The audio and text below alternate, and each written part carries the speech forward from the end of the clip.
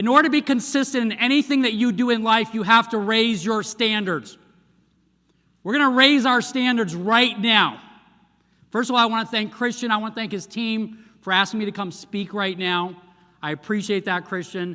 I'm going to bring some value right now because I believe that everything in life is a sale. And as salespeople, we have to raise our standards. And right now, in order to raise your standards in sales, you have to raise your standards in your personal life. They go hand in hand.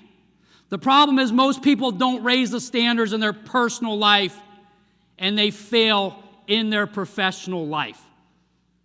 If you're not happy with your body, raise your standards. If you're not happy with your income, raise your standards. If you're not happy with your relationships, raise your standards. My operations manager was in the military. He fought in Afghanistan. He fought in Iraq. He was captured, the hood over the head, knocked out, and he has a saying, and you want to write this down. If they're behind you, protect them. If they're beside you, respect them. If they're in front of you, destroy them. If you have people in your life right now that are holding you down, you've got to get rid of them right now. If you're thinking of somebody right now in your mind, that person has to go. If you're thinking of somebody in your mind, that person has to go. I want us right now to be very, very personal because everybody has a problem. You might have a problem right now. There's somebody that's sitting right next to you. You don't even know it. They've just lost somebody in their life, and they're hurting right now, and you don't know it. There's somebody that's having a relationship problem right now, and they don't know what to do, and they're in this room right here, and we don't know it. There's somebody that's having income problems right now that's sitting in this room that we don't know about. So here's what I want us to do right now. I want 3 people to be really bold right now. I want 3 people to stand up, and I want you to tell me your problem. And it can be anything. It can be business related. It can be, and I've got a point right now that I want to show you that's going to relate to sales, that's going to help you be a better salesperson. I want 3 people to stand up right now and be bold. Tell me anything that's going on that is a problem that you're having right now. Who's going to be the first person? First person. What problem are you having? Not knowing how to delegate. Not knowing how to delegate. Okay. He is having a problem with not knowing how to delegate. Who else here? Yes. Okay, so we've got somebody that has a problem delegating, and we have somebody that has a problem transitioning out of their full-time job. Communicating with a family member. Communicating with a family member. Thank you. Everybody give them a round of applause.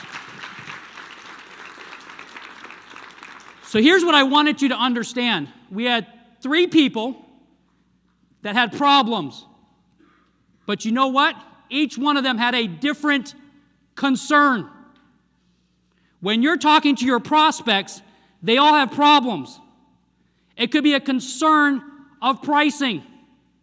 It could be a concern of benefits. It could be a concern of networks. So when you're talking to somebody, you have to identify the problem because every one of them has a problem, but every one of them has a different concern. The problem is that most salespeople are attacking every problem like it's the same, and they're not. Once you identify the concern, that's where you end up creating a relationship. That's where you end up creating a relationship in sales.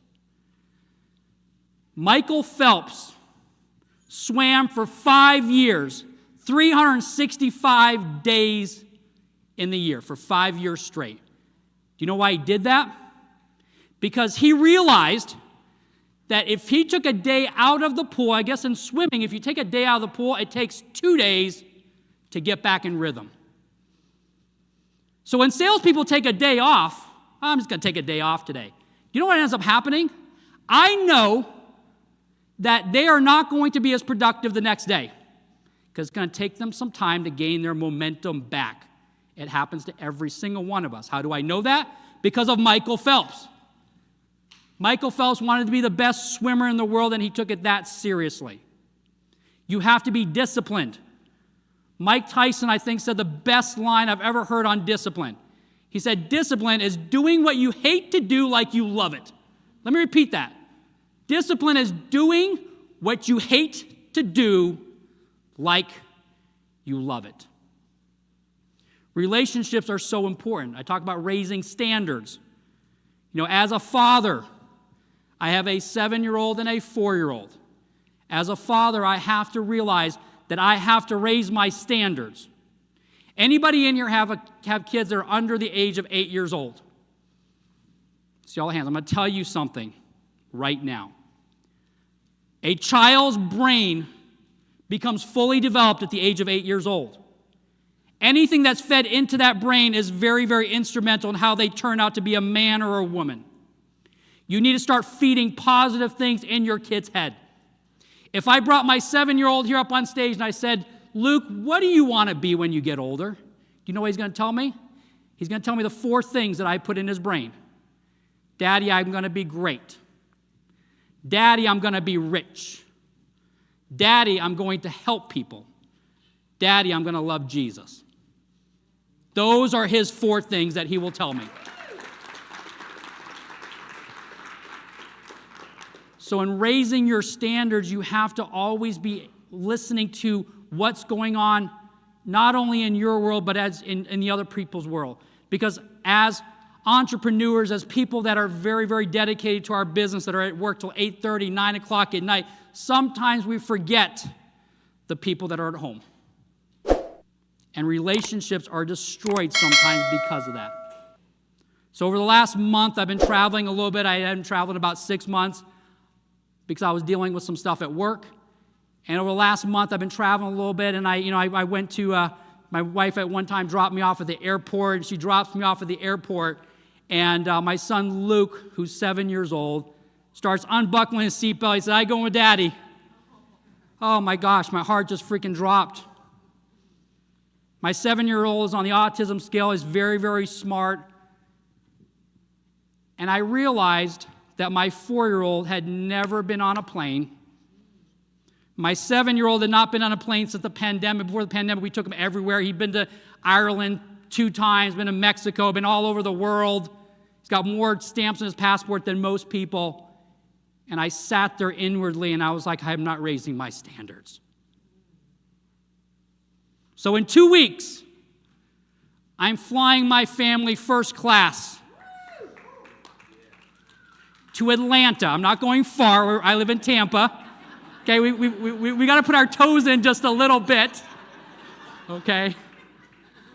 We're going to fly to Atlanta. I'm going to rent a car. We're going to go to a place called LaGrange, Georgia, and we're going to go somewhere I've not been. Maybe you guys have been, called the Great Wolf Lodge. And we're going to do water parks, and we're going to have fun. And my son's birthday is on the 24th, my 4-year-old. So he's going to experience first plane ride, first class, treated like a king. And they're going to have fun. If you follow me on Facebook, you're going to see a bunch of pictures on there of my family and things like that. But we've got to raise our standards, not just in what we do in sales, but what we do outside of sales. Okay? I'm going to show you right now how I have consistently closed most people that I talk to over the phone. I said close people, not sell people. And that's what I really want you to understand right now. There's a difference between closing somebody and selling somebody. Okay? I've closed more people than I've ever sold. Your job as a salesperson should be to close the person first and sell them later. Because if you close them on you, guess what will happen? They will buy anything that you sell. Okay? In January, I decided to jump on the phones for a couple of days. I just did like 2 days on the phone just to kind of keep fresh. And I talked to this lady that was in South Carolina. She was a teacher. She had retired. I went through her income, and she made too much income to qualify for any state assistance. Our shop actually still sells primarily Medicare supplement plans. We're getting into Medicare Advantage plans a little bit right now, but for the last 9 years, we've done pretty much Medicare supplement plans. So I'm talking to her, and she tells me that she's being offered, she's paying about $300 a month right now. She's being offered a plan through the teachers union for about $100 a month. So automatically, I'm thinking that they're offering her a group Medicare Advantage plan. Okay, so I said, I've got you. She couldn't talk as much then. I spent as much time as I could talking to her. I set up an appointment for 9:30 the next morning. I said, I'm going to go ahead and call you, and I know exactly what I need to do to help you out. And she said, thank you, Greg. So before I call her, I decided to pull up the information from South Carolina, and long story short, I actually realized it was one of the few times it was actually a supplement plan that they were offering her through the South Carolina Teachers Union. It was essentially a Plan F, covered everything, and they also included a prescription drug plan through Express Scripts, free. So I told myself I can't do that. I can't sell her a $70 Plan N or a Medicare Advantage plan. I've got to do the right thing and just tell her to stay with where she's at. Okay. Why was I going Medicare supplement plan versus Medicare Advantage plan? This lady had 2 bouts of cancer in her lifetime. Okay. Coverage to her was important. That was her what? Concern. Remember, I talked about problems. This was her concern. So I addressed the concern and ended up going ahead and told her, sorry, ma'am. I said, I'm sorry, I can't help you. This is why. And I told her, she said, Greg, thank you so much. She goes, you know what? I know what you just did. She goes, you were going to sell me a plan, and I was going to buy it. But you realized that was not the right thing for me. Thank you. I said, you're welcome. I said, let me ask you a question. How long ago did you have cancer? Because we talked about, I think you had it over 5 years ago. She goes, yeah. I said, you have a cancer plan? She said, actually, I do. I said, has it ever paid out? She goes, yes, it has. I said, how much did it pay out? She said, $14,000. I said, that's great. I said, how much are you paying for it? She said, about $103, $104 a month. So I'm quickly looking through. I found $30,000 cancer plan for $75 a month. Do you think she bought the $75 cancer plan from me, yes or no? Yes, because I closed her on me. If you close them on you, they will buy anything that you're selling. But the problem is, as salespeople, we do it wrong. We try to sell the solution first. So I wrote a book called Sell the Problem, Not the Solution. You have to lead with the problem first and not the solution. Let me ask you, in this room right now, how many people have been in the insurance business for a year or less? A year or less. Okay. I'm going to ask for another brave soul right now to come up on this stage. I'm going to do a really, really quick, very quick exchange with you. And I want you to take this right now, because this is going to help all of us here in this room. I'm going to present a rebuttal, an objection, and I want you to respond back to it. And then I'm going to go ahead and tell you how to better do it. Anybody can actually come up here. I will give that person a free book right here. Anybody that walks up here right now, I will give them a free book. There we go. Everybody give her a hand.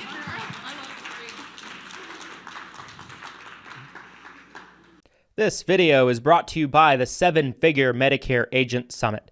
Guys, have you ever wanted to get around other professionals and the best of the best in the Medicare space if you're a Medicare agent? There's something to be said about networking and learning what other people are doing around the country, and they might just have some ideas that you may never have thought of before. It's also something to be said about learning from the best of the best. The most successful people in the insurance space collaborate, talk with others, and they have a mentality that we all are in this together and we share ideas and grow together. The 7-Figure Medicare Agent Summit is the premier event for Medicare agents. It is highly affordable. It has a great reputation of being some of the best content you're going to find at any event. There's so many events out there that are nothing but pitch fests, or half of the speakers are employees for the agency that host the event, and there's not really any real agency builders, or very few that actually take the stage and speak. At the Seven Figure Medicare Agent Summit, you get nothing but the best of the best talent from all over the industry. It's not based on hierarchy. It's not based on anything like that. We all are coming together as Medicare agents to grow and learn and get better. You can get information on who the speakers are for this year's event and ticket prices down in the link of this description. We would love to see you at the Seven Figure Medicare Agent Summit. What's your name? Christy. Christy. So, Christy, I'm not interested. That's a rebuttal. I'm not interested. How are you going to respond back to it? Is there anything I can answer that you don't understand? That's good. No, I'm just not interested. Can I make you an appointment for another day? No, I'm just not interested. Is there something else bothering you today? Okay. So, thank you. Just stay up here for a second. Okay. Give her a hand. I mean, that's boldness. Okay. So in this situation right here, let's apply what we we're talking about right now. I said I'm not interested. I didn't tell you what I wasn't interested in, because most clients a lot of times won't tell you what they're not interested in. Ring, ring, ring. You haven't even got a word out, and they're telling you I'm not interested. And what's your mind thinking? You're not interested in what? What aren't you interested in? I haven't even talked to you right now. You can't even tell me that. And so I did that on purpose right now, because sometimes as agents we freeze. Okay? And I'm telling you, most of the audience would have done the exact same thing you did. So don't feel bad about it. Okay? Most people don't know how to respond to that. So let me tell you, and you want to write this down. When somebody tells you, I'm not interested, so when somebody says they're not interested, the first thing that you want to do is you want to address them by their first name, Christine. Okay? So in rebuttals and answering any type of rebuttal, there's 4 stages to it. You have to go ahead and you have to agree. How do you agree with I'm not interested? I'll tell you. I'm not interested either. I hear you, Christine. I talk to a lot of people that end up making a wrong decision because they talk to the wrong person. I don't want that to be you. Let me ask you a question. I hear you, Christine. I talk to a lot of people that make mistakes because they talk to the wrong person. I don't want that to be you. Let me ask you a question. See what I just did? I led with the problem. I hear you. I agreed with her. She said, I'm not interested. I agree with her. I hear you. I addressed her by her first name, Christine. I then addressed the problem. The problem is that most people talk to people and they make mistakes because they talk to the wrong person. I don't want that to be you. So I made it all about her. Let me ask you a question. I went right into my rebuttal. Okay? Thank you so much. Yeah.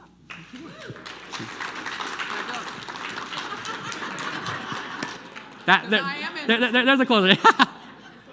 So those things are in the book as well on how to go ahead and close anybody that you talk to. But here's the thing with selling is this. If you're not selling over the phone right now, I'm telling you right now, you better start doing that.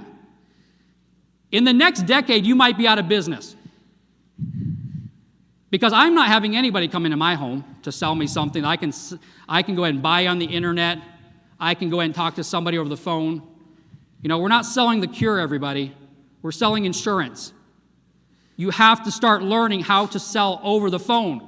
Because as time goes on, the younger generation is going to grow up and they're not going to want people in their house.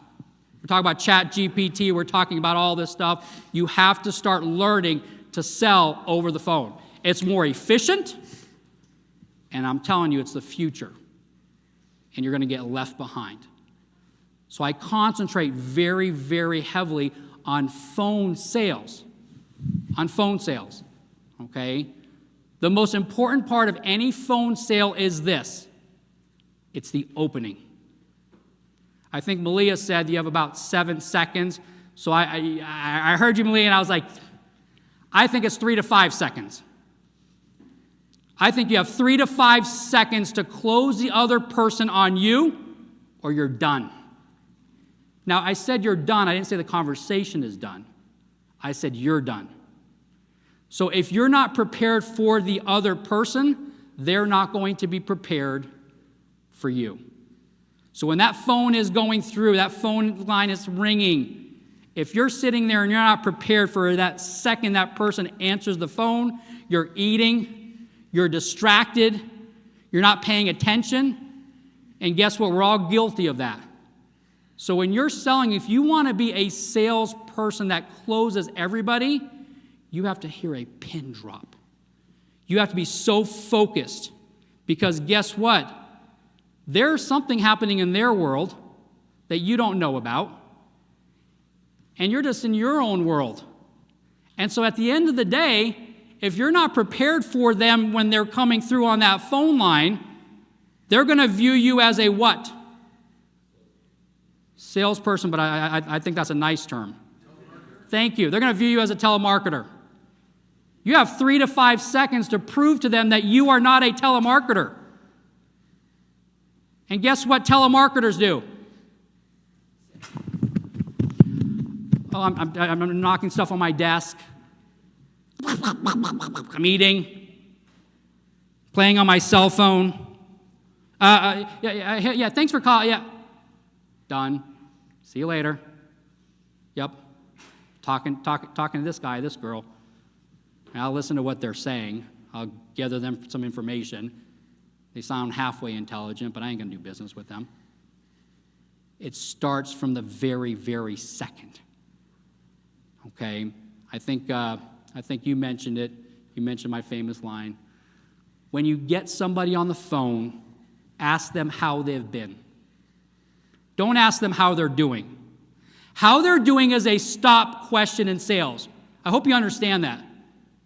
When you're walking down the aisle, hey, how are you doing? It's fluff.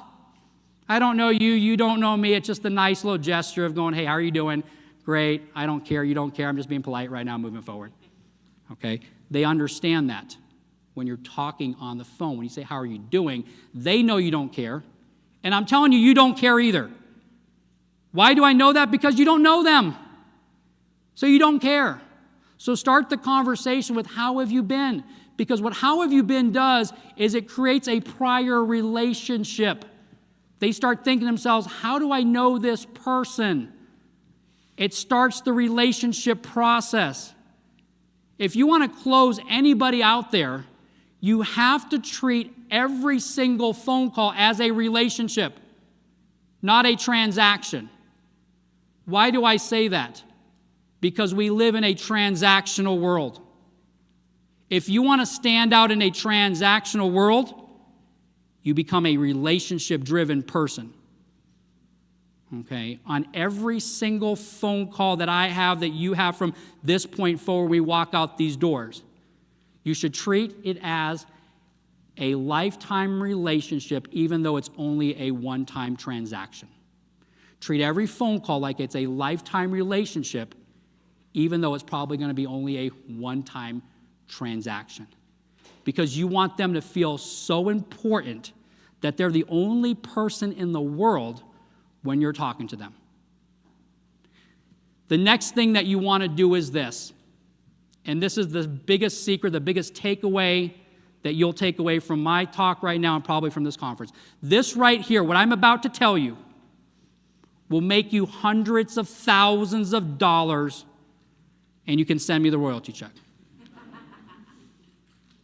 When you talk to somebody, and I'm going to say this because I've done trainings, I've done lots of trainings, and I still hear them doing it. After the trainings, after talking to somebody over and over and over again, the next time that you say to somebody, sir or ma'am, you are treating that person as a transaction, you are belittling them, you are putting them down, and you are telling them, I don't want anything to do with you, all I want is your money. Sir, ma'am is not a respect. I don't call my friends and say, hey, sir, Want to go play a round of golf today, sir? No. I'm going to say, hey, Misty, you want to go see Dolly Parton? Yes. She loves Dolly Parton, by the way. I messed with her yesterday. But you want to, from the very beginning, ask for their name. But what about if they're rude to me? They're right off the bat. I can't. Hey, let me stop you real quick. I'm sorry, I did not catch your name. What's your name? They will. I'm telling you this. I've done thousands, and I've been in phone sales for over 20 years. They will tell you their name if you do it the right way.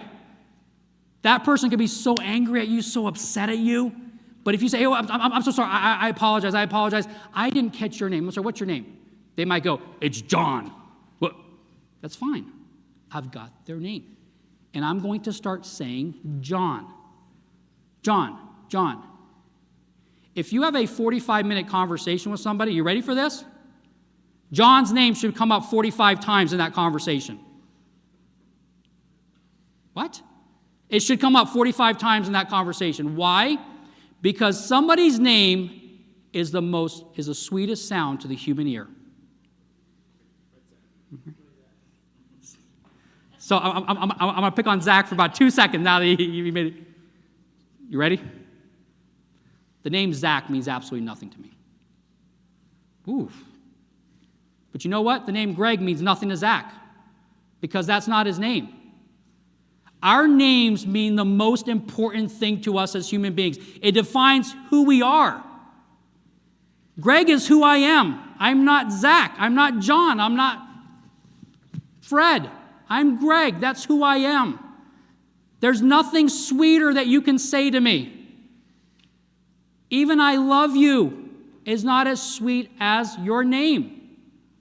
It's nice. It's great when your partner says that to you.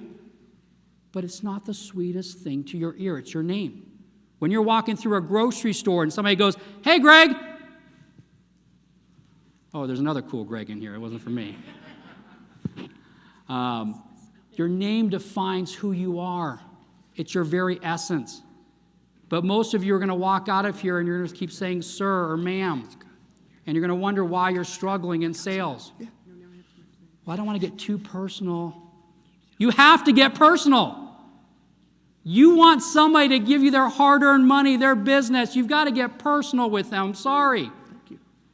And guess what? You can keep going down the road you're going. You'll still get sales. There's 10,000 people a day turning 65. There's D-SNPs here, D-SNPs there. You're going to still get sales, but you're never going to attain what you are capable of. You're not going to raise your standards. You have to raise your standards. And that starts with going ahead and making sure that you are studying the art of sales. I believe that most marriages end because the spouses have stopped selling each other. I told you I believe everything in life is a sale. They've stopped doing the nice things. The contract's already been signed, right? So I don't have to do that. I don't have to bring flowers. I don't have to do that. I was at the grocery store a week or so ago, and we walked in there with my son, and ended up going ahead and I got some flowers. Walked up to the checkout, and it was a young kid. He goes, "Oh, what are the flowers for?" It's just because. He goes, "Just because?" He didn't understand what it was. I said, "You're not married, are you?" He goes, "No." I go, "Sometimes you got to do it just because. Just because." You know what? When you get home, if your spouse is not here, do it just because. Do it just because with them. Lift them up. You know what I do, and I want you to write this down because if you are traveling a little bit, I want you to do this on the next travel. When I travel somewhere, I go ahead, and before I leave the hotel room, I leave a $20 bill on the table, and I write a note. This morning I said, "Thank you." I said, "You are going to do great things with your life. You are a special person. I love you, and God loves you." I left a $20 bill. I don't know what's going on in her life or his life that's cleaning that room. but that just brightens somebody's life. And that's what we're here on this planet to do. We're here to brighten people's lives. I'm going to go ahead and tell you something that my mentor showed me in sales that allowed me to attain what I feel is a rock star status in sales. And I'm not unabashed of saying that because I put in the time, I put in the effort, and I've studied sales and the psychology of selling. Is that my mentor kind of co-authored about 66 books. A lot of people know who he is, but I'm just very honored that he's my mentor. He taught me how people, human beings, there's only two reasons why people don't buy. There's only two. As I'm reading his books, I'm like, that's how he sold. That's how he sold. That's how he did it. But he also left clues on how to overcome those objections. And so today, you are going to get the secret of why human beings, the psychology of human beings, why people don't buy, and also how to overcome that. The very first reason that people don't buy is because of doubt. People don't buy because of doubt. Doubt can come in many, many, many facets. Doubt can come in the way of not trusting somebody. Doubt can come in the way of not realizing that they're not sure if they need that product or that service that you're offering. Doubt can come in a lot of different forms. But there's only one way that you can overcome doubt. There's only one. And here it is. Facts are the only thing that can overcome doubt. So, in one of the books that I was reading, he talked about the fact that he showed up walking on water, and one of his salespeople decided, hey, can I get out on the water and walk with you too? He said, come on out. Come walk with me. And the salesperson started walking on the water and then started to have doubt and started to sink. And my mentor went and grabbed him and picked him up and put him back in the boat. And the first words my mentor said to him was this: why did you doubt? At that point, the sea went ahead and calmed down. Do you know what? It's not the water outside that sinks the ship. It's the water that gets inside that sinks the ship. Peter had water that kind of got into his body, and he all of a sudden started doubting. Wait, maybe I'm seeing an apparition right now. Maybe I'm not quite sure. Maybe this isn't You know what? We give Peter a pretty hard time by that. But I'm telling you what, if Greg Gerbickian was walking out on water and the water's raging and I'm kind of walking like this, because what we don't understand is that he didn't just have a little walk like this. How's it going? What's happening over there? He was probably being mushed around. He's freaking out. And doubt set in. And the only thing that could overcome that doubt was the mentor picking him up and saying, you know what? You're going to be okay. Let me show you the facts. The second reason that people don't buy, and Josh talked about it, they don't understand it. I'm telling you, if you're new to Medicare sales, none of your people understand Medicare. Oh, I know how that works. They do not know. They don't do it on a daily basis. They have no clue how this stuff works. Okay? So there's only one thing that can overcome don't understand. And it's stories. It's examples. Those are the things that overcome people that don't understand. And there's a story in one of the books that my mentor mentions, and he talks about a story that a lot of people really don't kind of know about, but his salespeople didn't understand what he was talking about. And he said, let me tell you this story. And the stories were called parables.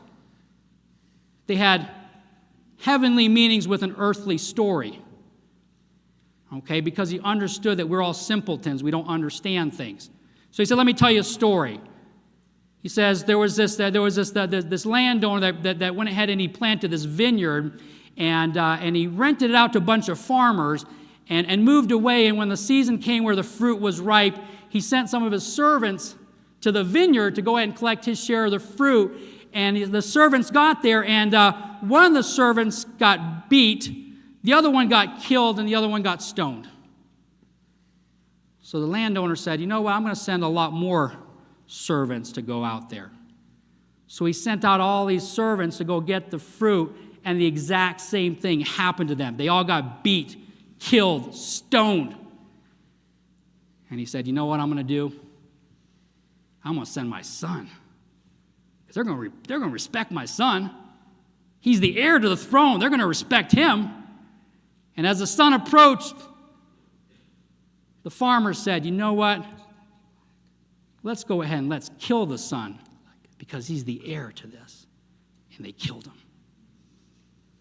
The disciples then go, I understand what you're talking about. I'm going to end with this right now in raising our standard. I heard this story and I just absolutely love it. There was this painting that was in the Louvre, and it was near the Mona Lisa, and it was entitled Checkmate. And so there was a group that was being led on a private tour through the Louvre, and the tour guide came up to the painting, and in the painting, the devil is on one side laughing. There's the chessboard in the middle. There's an angel sitting behind the chessboard, and there's a gentleman sitting on the other side with his hands on his face with a look of panic. And in that tour group, there was a world-class chess champion. And the tour guide sits there and says, well, this is a famous painting of a man losing his soul to the devil. Devil is laughing. Gentleman is lost, and he's lost his soul. And so the tour starts moving on. They get to the next painting, and the tour guide realizes that there's somebody that's missing.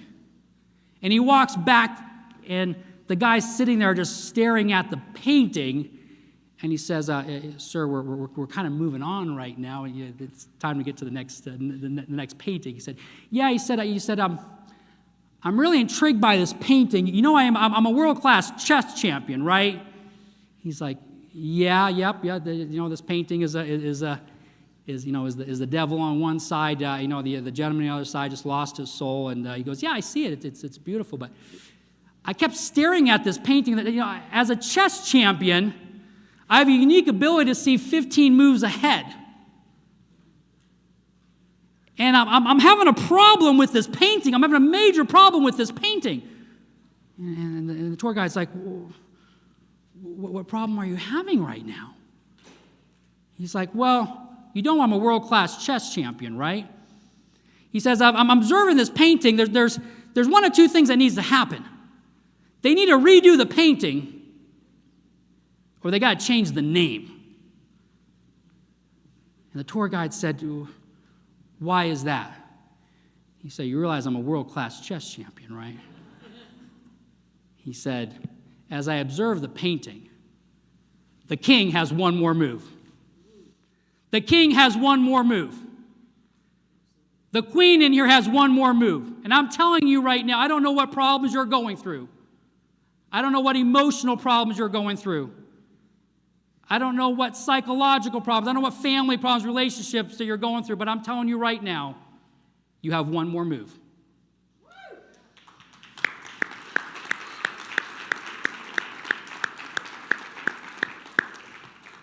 It's not over. Each day that we go ahead and we get up out of bed, we're given one more move. Okay? I'll walk off with this, because I'd read about it, and then I read about it yesterday, and I almost started to cry. 40 days ago, a plane went down in the Amazon. It carried in that plane 3 adults, 4 children. The 4 children were 13 years old, 9 years old, 4 years old, and 11 months. They came on the side of the wreckage. They discovered the 3 bodies, which included a nanny and it included the mom, and the pilot. They couldn't find the 4 kids. They were nowhere to be found. For the last 40 days, they've been looking through the jungle. The grandparents have been freaking out. They found all 4 kids yesterday alive. 40 days in the jungle of the Amazon with all the animals. You got problems? You don't got problems. You have one more move. Thank you, everybody.